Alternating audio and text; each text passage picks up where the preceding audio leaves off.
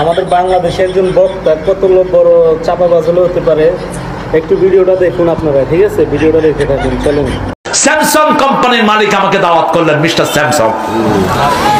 তিনি কোরিয়ান বুঝেন না আর ইংরেজিও বুঝেন না, আর আমিও কোরিয়ান কিচ্ছু বুঝি না। তিনি ইংরেজি বুঝেন না, অন্য ভাষা বুঝেন না, শুধু কোরিয়ান। তো আমি একটা শিখছি, মালিক হলো সাজানিম। আমি বললাম সাজানিম,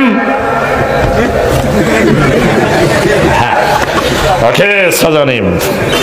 আমার টুপি ওর মাথা দিয়ে দিলাম, মিস্টার স্যামসাং পৃথিবীর শ্রেষ্ঠ একটা কোম্পানি, 3 মাইল তার শুধু ফ্যাক্টরি, 3 মাইল।